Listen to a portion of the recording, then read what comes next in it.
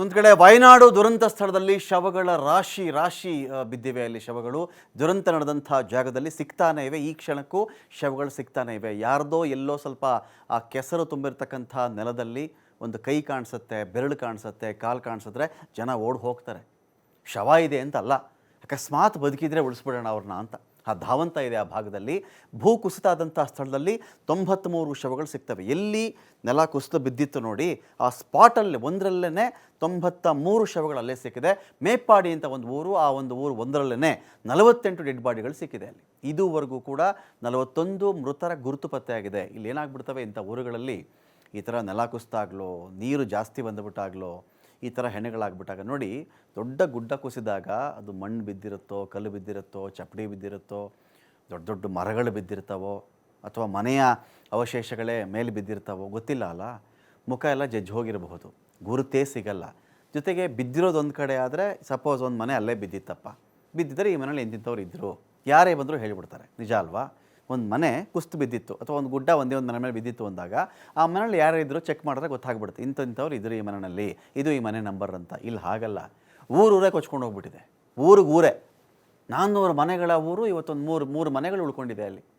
ಅದು ಮನೆಗಳಲ್ಲ, ಶಾಲೆ ಥರದ ಕಟ್ಟಡಗಳು. 400ಕ್ಕೆ 400 ಮನೆಗಳು ಕೊಚ್ಕೊಂಡು ಹೋಗ್ಬಿಟ್ಟಾಗ ಯಾವ ಮನೆಯಲ್ಲಿ ಯಾರಿದ್ರೋ, ಯಾರು ಡೆಡ್ ಬಾಡಿನೋ, ಯಾರ ಮುಖ ಗುರುತು ಸಿಗ್ತಾ ಇದೆಯೋ ಸಿಗ್ತಾ ಇಲ್ಲ. ಸುಮಾರು 41 ಮೃತರ ಗುರುತು ಇಲ್ಲಿವರೆಗೂ ಪತ್ತೆಯಾಗಿದೆ. ಶವ ಗುರುತು ಪತ್ತೆ ಹಚ್ಚೋದು ಕೂಡ ದೊಡ್ಡ ಸವಾಲಾಗಿಬಿಟ್ಟಿದೆ. ಇದು ಇವತ್ತಿನ ಕಥೆ ಆಯಿತು. ಇನ್ನೂ 2 ದಿನ 3 ದಿನ ಹೋಯಿತು ಅಂದರೆ ಡಿಕಂಪೋಸ್ ಶುರುವಾಗ್ಬಿಡುತ್ತೆ, ಕೊಳೆಯೋಕ್ಕೆ ಶುರುವಾಗ್ಬಿಡುತ್ತವೆ, ದೇಹ ಊದ್ಕೊಂಡು ಬಿಡುತ್ತೆ. ಅಸಾಧ್ಯವಾದಂಥ ಒಂದು ವಾಸನೆ ಅದು, ಊದ್ಕೊಂಡ್ಬಿಡುತ್ತೆ. ಅಲ್ಲಿ ವಾಸನೆಗೆ ಮೂಗಿಡೋಕ್ಕಾಗಲ್ಲ ಅಲ್ಲಿ. ಆಗ ಗುರುತು ಹಿಡಿಯೋದು ಇನ್ನೂ ಕಷ್ಟ ಆಗಬಹುದಾಗುತ್ತೆ. ಇನ್ನೂ ಕೂಡ 240ಕ್ಕಿಂತ ಹೆಚ್ಚಿನ ಜನ ಇಲ್ಲಿ ಕಣ್ಮರೆ ಆಗಿಬಿಟ್ಟಿದ್ದಾರೆ. ಕ್ಷಣ ಕ್ಷಣಕ್ಕೂ ವಯನಾಡಲ್ಲಿ ಸಾವಿನ ಸಂಖ್ಯೆ ಏರಿಕೆ ಆಗ್ತಾನೆ ಬರ್ತಾ ಇದೆ. वो तो सवेरे 1:30 बजे से हम लोग को इन्फो मिला, लगता है वो 1 बजे 1:30 बजे के अंदर ही तो हो गया हो। 2 बार लगा और एक 1:30 बजे के बाद और 2-3 बजे के सुबह से 3 बजे से दूसरा बार और भी लैंडस्केप हो गया यहाँ से। और कम से कम 400 फैमिली रहता है, घर रहता है। उसी में अभी हमको मिला हुआ 4 बजे तक 87 बॉडी हम लोग निकला हुआ। उसी में 40-50 के आसपास वो तो आइडेंटिफाई किया, बाकी तो आइडेंटिफाई कर नहीं पाता है। और बाकी तो कैसा बोलते हैं, किसी को पैर नहीं है, मुंडी नहीं है, अपना शरीर का आधा कट हो गया जैसा है। अभी तो रेस्क्यू चल रहा है, लेकिन मौसम थोड़ा ख़राब है, इसलिए थोड़ा परेशान पे रहते हैं। अभी तो कम से कम 400 आदमी बाहर है। वो अभी आप दिखाते रहा ना, उन लोगों का अभी यहाँ से निकलेगा तो अभी कैसे अच्छा लगेगा, उन लोगों का उतना ही है, उससे ज़्यादा नहीं है। लेकिन मट्टी के अंदर अभी कितना आदमी रहता है तो बोल नहीं सकते। अभी रिवर का यहाँ पे चूरलमला, आगे तो मुंडकई बोलता है, मुंडकई ये तो केरला का लास्ट एंड है, उससे आगे कोई गाँव नहीं है, वो लास्ट एंड है। वो तो सवेरे 1:30 बजे से हम लोग को इन्फो मिला। ಸ್ಥಳೀಯರಲ್ಲಿ ಹೇಳ್ತಾ ಇದ್ದಾರೆ, ಸುಮಾರು 90-100 ಜನ ಇಲ್ಲಿ ಹೋಗ್ಬಿಟ್ಟಿದ್ದಾರೆ.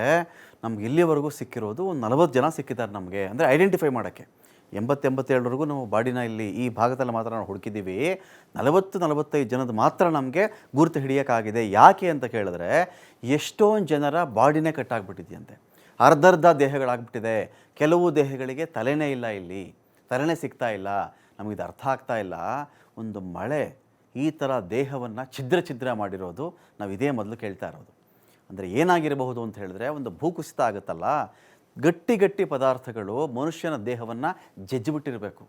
ಸುಮ್ಮನೆ ಒಂದು ಕಲ್ಲು ಬೀಳೋದು ಬೇರೆ, ಆ ರಭಸ ಇರುತ್ತಲ್ಲ, ನೀರಿನ ರಭಸ, ಅದರ ತೂಕ, ಅದರ ವೇಗ, ಇವೆಲ್ಲ ಸೇರಿ ಮನುಷ್ಯನ ದೇಹಗಳ ಮೇಲೆ ಬಿದ್ದಾಗ ಯಾವ ಚಪ್ಪಡಿ ಬಿದ್ದಿದೆಯೋ, ಯಾವ ಕಲ್ಲು ಬಿದ್ದಿದೆಯೋ, ಯಾವ ಹರಿತವಾದಂಥ ವಸ್ತುಗಳು ಬಿದ್ದಿದೆಯೋ, ಯಾವ ಶೀಟ್ ಬಿದ್ದಿದೆಯೋ, ಯಾವ ಕಬ್ಬಣ ಬಿತ್ತೋ ಗೊತ್ತಿಲ್ವಲ್ಲ, ಯಾವ ಬಂಡೆನೇ ಬಿತ್ತೋ ಗೊತ್ತಿಲ್ವಲ್ಲ.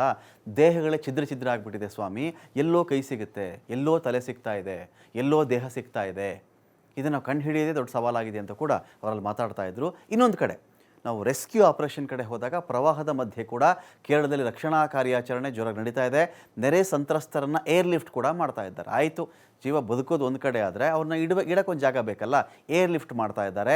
NDRF ಮತ್ತು ಸೇನೆ ಹಾಗೂ ನೇವಿಯ ಹೆಲಿಕಾಪ್ಟರ್ಗಳು ಕೂಡ ಅಲ್ಲಿಗೆ ಬಂದು ಈ ಮೂಲಕ ಜನರನ್ನು ರಕ್ಷಣೆ ಮಾಡ್ತಕ್ಕಂಥ ಕೆಲಸವನ್ನು ಮಾಡ್ತಾ ಇದೆ. 3,000ಕ್ಕಿಂತ ಹೆಚ್ಚಿನ ಜನರನ್ನು ಈ ಪ್ರವಾಹ ಪೀಡಿತ ಭೂಕುಸಿತ ಪೀಡಿತ ಪ್ರದೇಶಗಳಿಂದ ಕಾಳಜಿ ಕೇಂದ್ರಗಳ ಕಡೆಗೆ ಸಾಗಿಸ್ತಾ ಇದ್ದಾರೆ. ಪ್ರಾಣದ ಹಂಗನ್ನು ತೊರೆದು NDRF SDRF ಇಲ್ಲಿ ಹರಸಾಹಸವನ್ನು ಮಾಡ್ತಾ ಇದ್ದಾರೆ. ಊಟಕ್ಕೂ ಸಮಯ ತೆಗೆದುಕೊಳ್ತಾ ಇಲ್ಲ ರಕ್ಷಣಾ ಸಿಬ್ಬಂದಿ ಇಲ್ಲಿ. ರಕ್ಷಣಾ ಕಾರ್ಯಾಚರಣೆ ವೇಳೆನೇ ಅವರು ಆಹಾರ ಸೇವನೆ ಮಾಡ್ಕೊಳ್ತಾ ಇದ್ದಾರೆ. ಏನೋ ಬಿಡುವು ತೊಗೊಳ್ಳೋದು, ಆಮೇಲೆ ಮಾಡೋಣ, ಎಲ್ಲರೂ ಲಂಚ್ ಟೈಮ್ ಅಪ್ಪ ಬ್ರೇಕ್ ಕೊಟ್ಟುಬಿಡಿ ಅವೆಲ್ಲ ಇಲ್ಲ.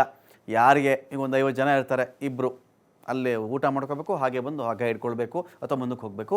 ಆ ತರಹದ ಒಂದು ರಕ್ಷಣಾ ಕಾರ್ಯಾಚರಣೆ ಸಮರೋಪಾದಿಯಲ್ಲಿ ಇಲ್ಲಿ ಸಾಗ್ತಾ ಇದೆ. ಇನ್ನೊಂದು ಕಡೆ ನಾವು ಚೆಕ್ ಮಾಡಿದ್ರೆ ಕೇರಳದ ವಯನಾಡಿನ ಭೀಕರತೆಯನ್ನು ಸ್ಥಳೀಯರು ಒಂದು ಕಡೆ ಬಿಚ್ಚಿಟ್ಟಿದ್ದಾರೆ. ಮಣ್ಣಿನ ಅಡಿಯಲ್ಲಿ ಎಷ್ಟು ಜನ ಸಿಕ್ಕಾಕೊಂಡಿದ್ದಾರೆ ಅನ್ನೋದೇ ಗೊತ್ತಾಗ್ತಾ ಇಲ್ಲ ನಮಗೆ. ಆಯಿತು, ಯಾರೋ ಈ ಒಂದು ಭೂಕುಸಿತ ಆಯಿತು, ನೀರಿಗೆ ಎಸೆಯಲ್ಪಟ್ಟುಬಿಟ್ರು, ನೀರು ಕೊಚ್ಕೊಂಡು ಬಂದುಬಿಟ್ರು, ಅವ್ರು ನಮಗೆ ನದಿಯಲ್ಲಿ ಸಿಗ್ತಾ ಇದೆ ಅವರ ಬಾಡಿಗಳು. ಈ ನೆಲದ ಒಳಗಡೆನೇ ಹುದುಗ್ಬಿಟ್ಟಿದ್ದಾರಲ್ಲ, ಮಣ್ಣು ಬಿದ್ದಾಗ ನೆಲದಲ್ಲೇ ಇರಬಹುದಲ್ಲ ಅನೇಕರು, ಅವ್ರದ್ದು ನಮಗಿನ್ನ ಲೆಕ್ಕ ಇಲ್ಲ. ಸಾಲು ಸಾಲು ಶವಗಳು ಪತ್ತೆ ಆದರೂ ಕೂಡ ನಮ್ಗೆ ಯಾರನ್ನೂ ಗುರ್ತು ಹಿಡಿಯೋಕ್ಕಾಗ್ತಾ ಇಲ್ಲ. ಕೈಕಾಲು ಕಟ್ಟಾಗ್ಬಿಟ್ಟಿದೆ, ರುಂಡ ಮುಂಡ ಬೇರೆ ಬೇರೆ ಆಗಿಬಿಟ್ಟಿದೆ. ಮೃತದೇಹಗಳನ್ನು ಬೇರೆಯವರು ಬಂದು ಗುರುತಿಸೋದು ಬಿಟ್ಬಿಡಿ, ಆ ಊರಿನವ್ರಿಗೆ ಕಂಡುಹಿಡಿಯೋಕ್ಕಾಗ್ತಾ ಇಲ್ಲ. ಇಲ್ಲಿ ಹರಸಾಹಸ ಪಡ್ತಾ ಇದ್ದೀವಿ ಅಂತ ಕೂಡ ಸ್ಥಳೀಯರು ಮಾತಾಡ್ತಾ ಇದ್ದಾರೆ. पर मदरसा जो है उधर है 7 आदमी का बॉडी है. नीचे पहाड़ी करके है, उधर जाके 1 2 3 4 5 आदमी का बॉडी है. तकरीबन अभी उधर ऊपर तरफ 250 आदमी लोग है, उससे 50 आदमी लोग किधर लेके आया है. अभी 200 आदमी लोग उधर है. नहीं उधर नहीं हुआ था, इस तरफ हुआ था. वो तो इतना ज़ोर से नहीं हुआ था, इतना बहुत तकलीफ नहीं था. इस बार तो तकरीबन 150 घर टूट गया. 150 घर.